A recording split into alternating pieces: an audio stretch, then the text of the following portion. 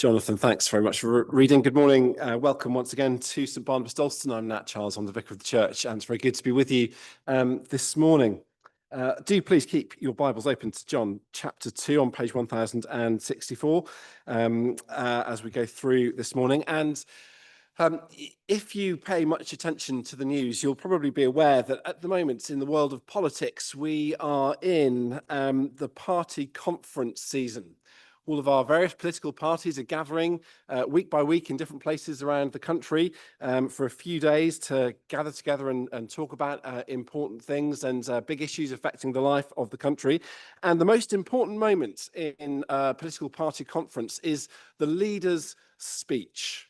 The party leader gives a speech towards the end of the conference, setting out their vision for the country and in trying to inspire the party faithful with a compelling kind of pitch and a vision that will send them on their way through the rest of the year, feeling good about things, feeling upbeat, ready for the hard work of sharing the message with the whole country. It's a big moment for each political leader.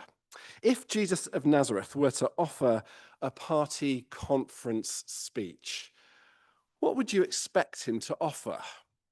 What do you think his pitch would be if he were standing on the stage and delivering his vision for the country? Maybe your expectation is that he would have some rules to share. Maybe you think he'd have some kind of 12 rules for life that will offer personal improvement and help us live better lives. Maybe you think he'd have a program for restoring Christianity to its rightful place in a country and in the national life. What would Jesus offer as his manifesto, what he's all about? What we have in John chapter 2 in this little story is the answer to that question. This little story tells us what Jesus Christ is all about, what his manifesto is. You might have expected him to do something a bit more dramatic. Maybe you'd think, Jesus, he would be all about healing the sick, wouldn't he? And he's going to get there in John's gospel. He will. He'll do that later on. Maybe you'd think he's all about feeding the hungry, and he will do that too. Maybe you think, well, Jesus, if he were really worth anything, would be all about raising the dead. And that too will come in John's gospel. But he doesn't do any of that here. And yet, you might be slightly puzzled as you hear that, because it is quite a strange story. It might be very familiar, but maybe in the familiarity, we lose some of its strangeness. It's a story that begins in the middle of nowhere, in a place that nobody would ever have heard of if it hadn't been for this story. It begins with people who aren't even named. A wedding is a time of great joy and expectation. There would be the expectations of the happy couple on the day, the expectations of the wider family and the village for all that the day will mean. But those expectations are about to be dashed. The wine runs out. That's bad news. That's really bad news, isn't it? I mean, there's no sparkling elderflower that can kind of plug the gap. There's no beer. There's no orange juice and lemonade. The wine's about to run out. That means party over. Done. Thanks, everyone. Go home. The happy couple and their families will forever be known as the couple who had, you had that wedding, didn't you? You were the couple where the wine ran out. So it would be worse than social embarrassment. It would be humiliating. It would be devastating. And in the middle of it all, there's Jesus with his mother, and they have this very strange conversation. He doesn't call her mother when she lets him know about the wine, and he doesn't actually seem that interested in the problem, does he? Why do you involve me? What's it got to do with me? And when he gives that instruction to the catering staff to fill those stone jars with water, perhaps everyone wishes that actually he wasn't that interested. Because what are you doing? Why would we fill these stone jars with water? Imagine that the head caterer at that point, he's in charge of all the food and the drink for the ceremony, and Jesus says, fill those stone jars with water. And he thinks, all right. And so he does it. And then Jesus says, now draw some and take it to the master of the feast. Can you imagine what the head caterer is feeling at that point? He's thinking, why are you going to serve water to the master of the feast? That's going to ruin us as a catering company. We'll never have another wedding to do, and it will embarrass the couple even further. It's not just that the wine ran out, but you tried to serve water in to replace it.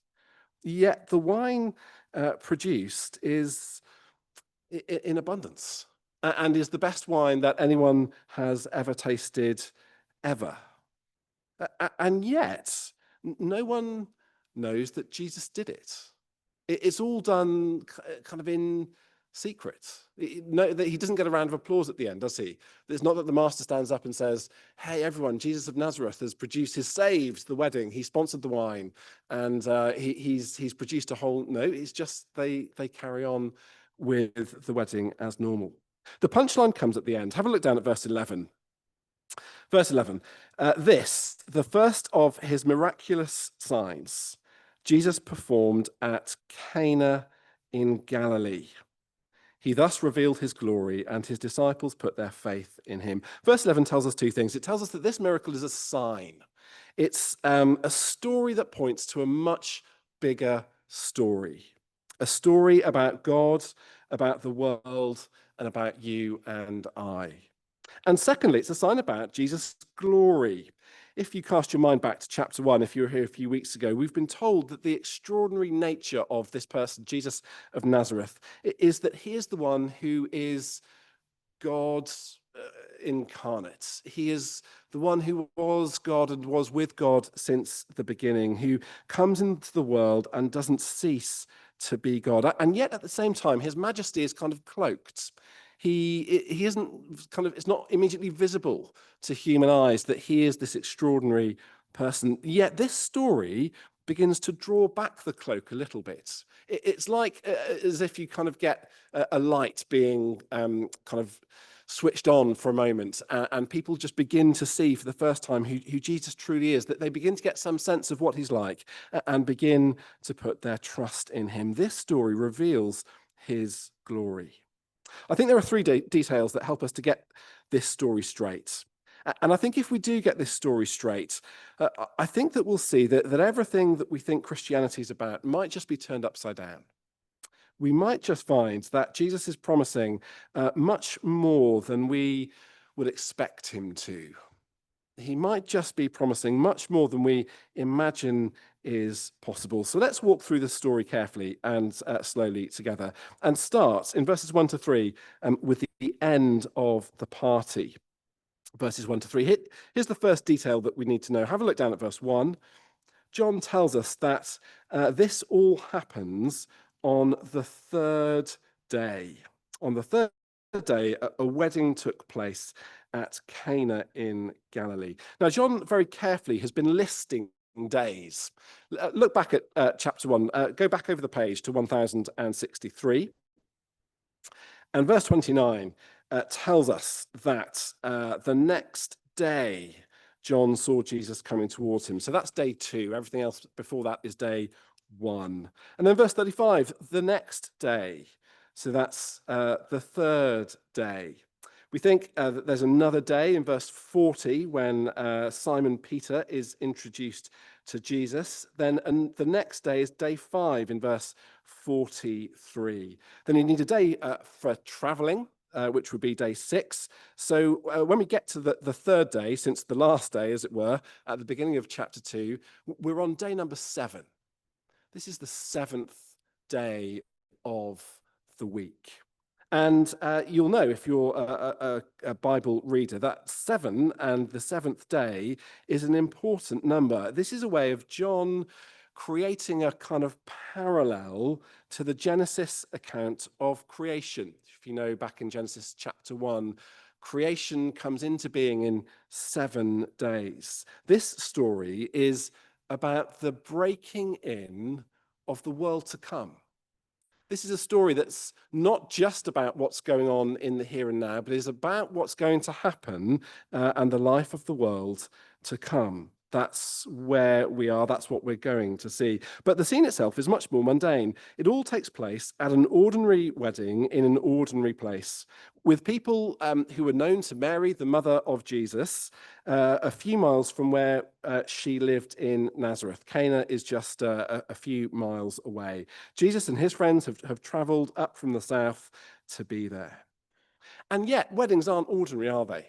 Even the most kind of normal wedding isn't ordinary. It's a party. It's a celebration. Every wedding is a joyous moment and occasion precisely because of what it represents.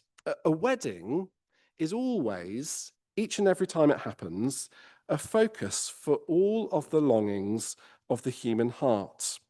Longings for intimacy and security, longings for hope and for joy, longings for kind of home and rootedness. And whoever we are, whether we are married or single, widowed or divorced, those longings are hardwired into us.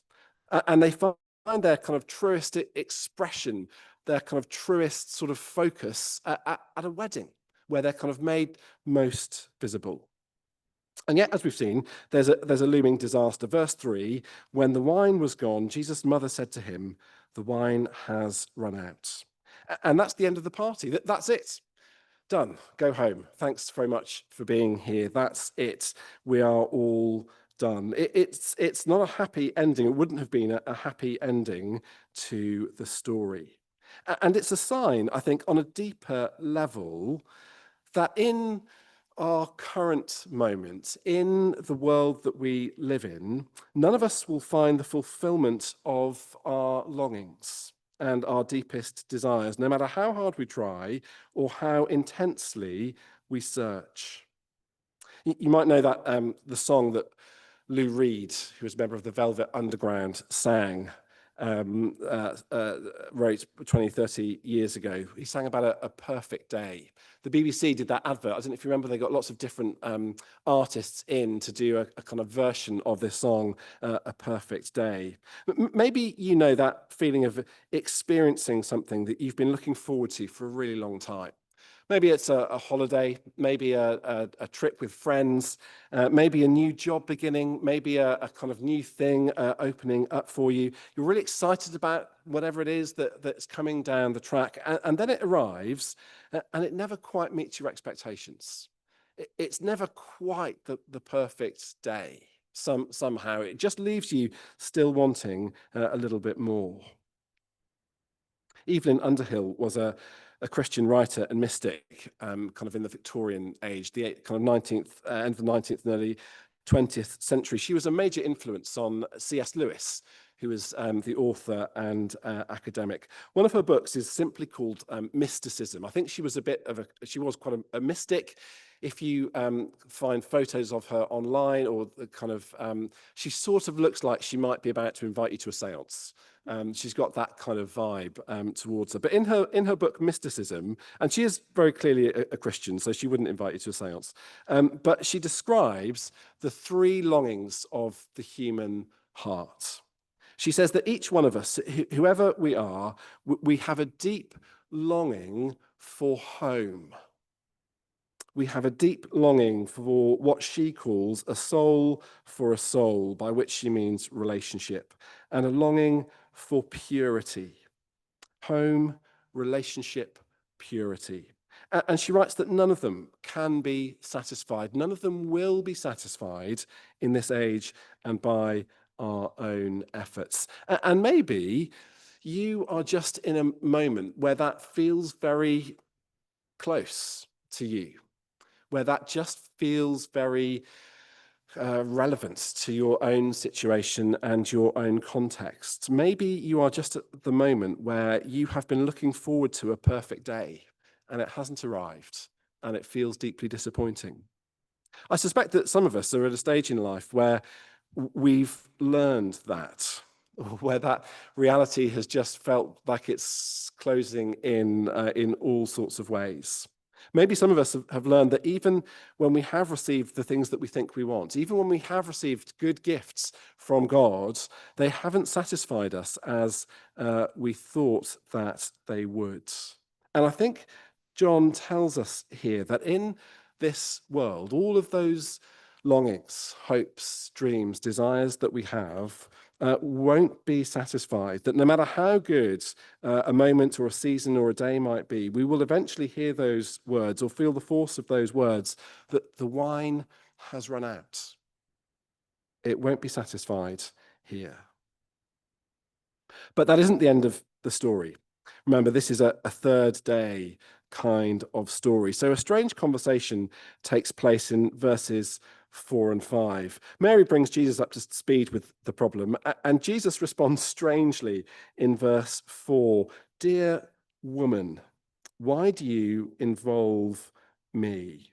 But by the way, the term dear woman, he's not being disrespectful. So that's not a kind of, he's not being rude or unkind, but it's not close or intimate, is it? He doesn't say mum or mother. He says dear woman, as if to indicate that he is now, this is a different kind of relationship that is going to exist between them from now on. And then he goes on to say, my time has not yet come, or more literally, my hour has not yet come.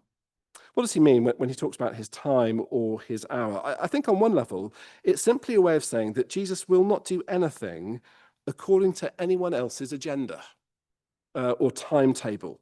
He walks in step with the Spirit and in perfect rhythm with the will of his Father.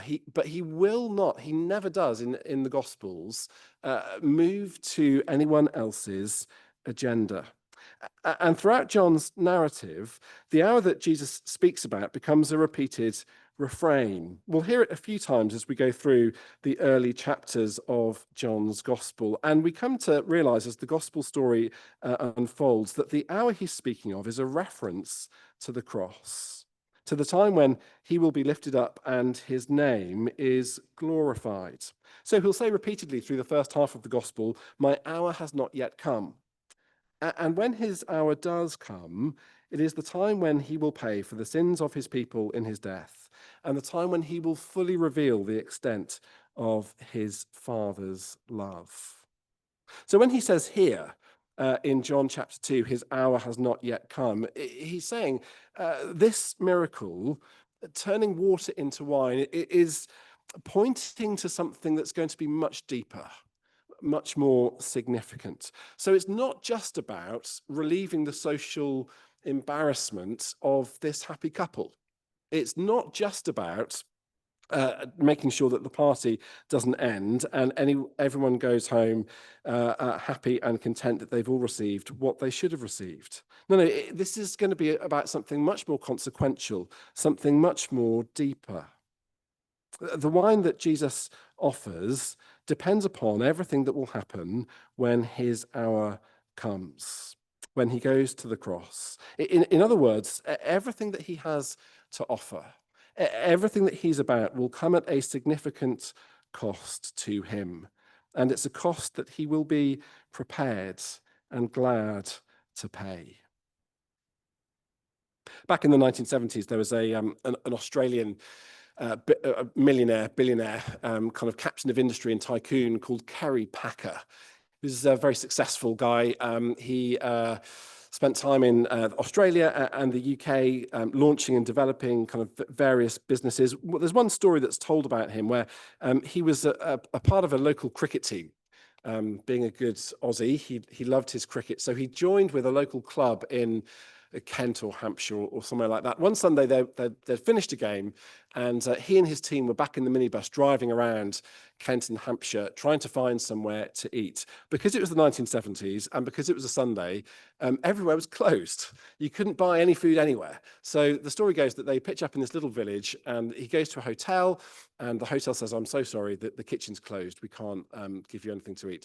They go to the pub at the other end of the village and the landlord says, well, I'm really sorry that the kitchen is closed, but we do have some ham at the back and I could make you some sandwiches. So the landlord goes and knocks up some sandwiches, and the team kind of all have some sandwiches for their tea. At the end of the evening, Kerry Packer writes out a cheque for £100,000 and leaves it with the landlord at the pub. And that's a lot of money, right? Even today, you get quite a lot of sandwiches for £100,000. Back in the 1970s, I think you get even more sandwiches for that kind of money. And Kerry Packer says to the landlord, before you bank it, just go and show it to the guy down the road and let him know what he could have had for his sandwiches this evening. We are very good at knowing the cost of things. And do we see here, as Jesus says that his hour is going to come, that everything we're going to see, everything that he will offer and promise comes at a significant cost to him. And yet it's a cost that he will gladly and willingly pay. My hour has not yet come, but it will. Lastly, the third and final detail in verses 6 to 10, the unseen miracle. I'm saying it's unseen because, as I mentioned earlier, no one knows that it's happened, really. I mean, a few people do. But the master of the banquet, the MC, thinks that the bridegroom has done something unusual and saved the best wine until last. It's a delightful detail that we don't get to see how the bridegroom responds, do we, in verse 10. So the master of the banquet comes up to the bridegroom and says, "What a wonderful guy you are," bringing out the best wine right at the end. And how does the bridegroom respond? We don't know. Presumably there was just a very tactful silence, and he sort of smiled and coughed and said, "Yes, thank you," rather than saying, "I don't know how this got here. Who dropped this wine off? It's nothing to do with me." But there isn't a round of applause for the person who saved the party. No announcement that the wine has been brought to you today by Jesus of Nazareth on behalf of heaven. It's all very unseen and in the background. And those 6 stone water jars aren't a happy accident. They were there to provide water for ritual cleansing, we're told, at the start of the meal. So at the start of the meal, there'd be a quick hand wash. Everyone would just wash their hands briefly. And it was ritual and ceremonial because it pointed to a deeper need, a deeper need for cleansing, for being made clean, not just on the outside, but on the inside as well. And of course, everyone knew that the ceremonial cleansing didn't do that. It just got your hands clean, but it pointed out to something else that was needed. It pointed out that it's the inside dirt, the dirt on the inside, the sin that messes us up, that always ruins the perfect day. By the way, I think Lou Reed knew that. You know, when he wrote that song, Perfect Day, I think he knew that. The song ends with these really sad words, I think. He ends it with like this. He says, "Right, just a perfect day. You make me forget myself. I thought I was someone else, someone good."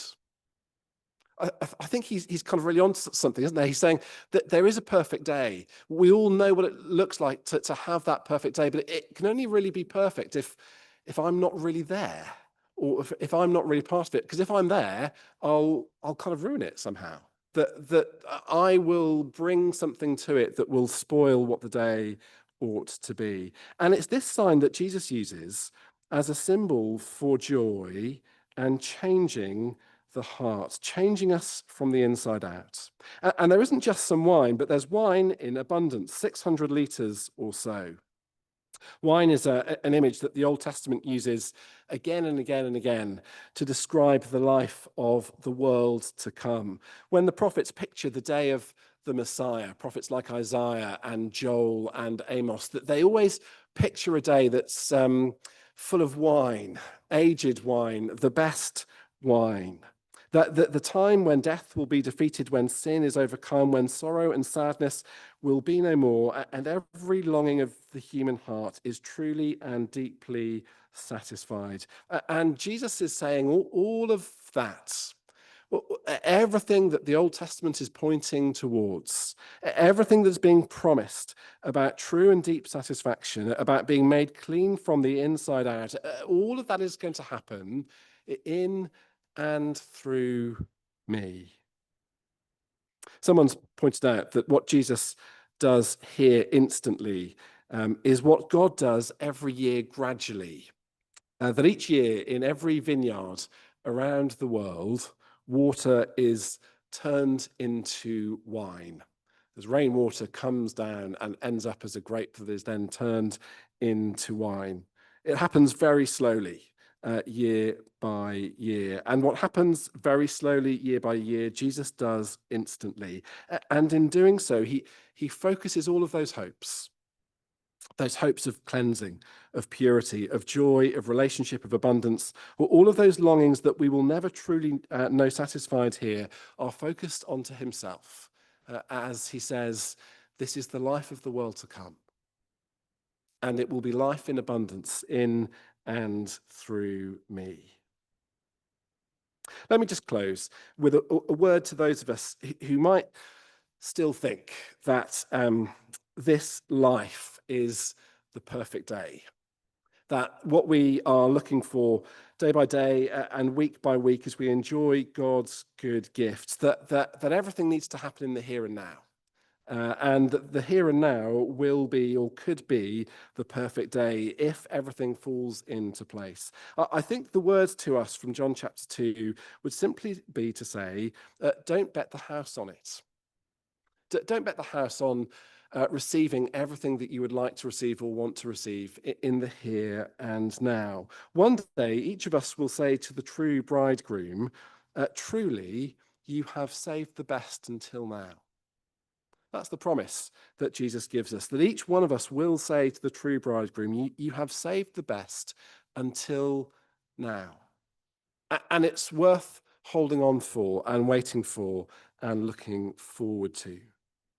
But let me close with a word to those of us who know that this life isn't our perfect day, who've been around the block a few times and have had enough kind of disappointments, even on the mini perfect days that we've enjoyed on the way, to be able to kind of know in our experience and in our hearts that we aren't yet enjoying what we want to enjoy. I think John chapter 2 would encourage us not to become embittered or disillusioned.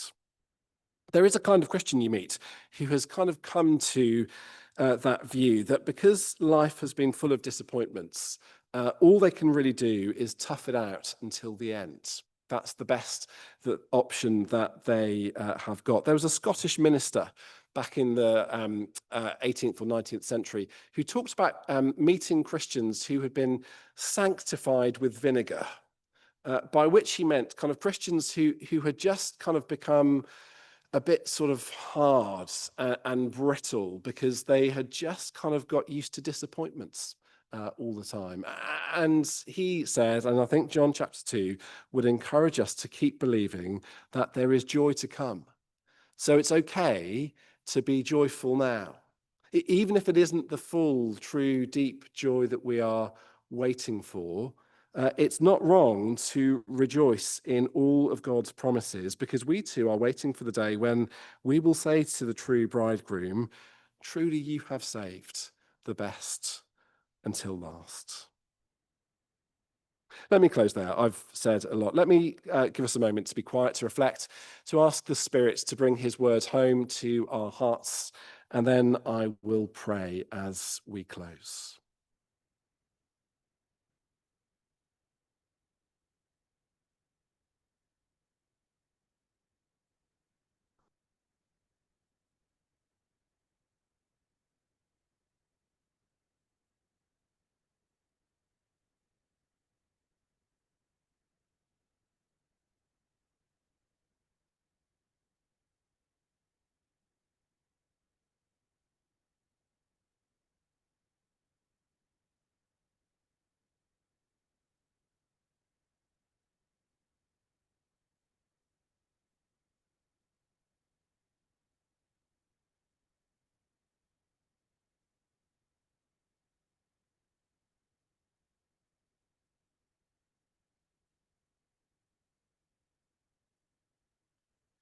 Everyone brings out the choice wine first and then the cheaper wine after the guests have had too much to drink. But you have saved the best till now. Heavenly Father, we thank you that when you bring us into relationship with your Son, that those words become true for us. That through all of the joys and the sorrows that we experience day to day and week to week and year by year, we know that we will one day say those words and know them in the fullness of all that they mean. That every longing will be satisfied as sin and death is overcome, and we will be truly home with you. Keep us looking forward to all that the Lord Jesus has promised to be for us and to do for us. In his name we pray. Amen.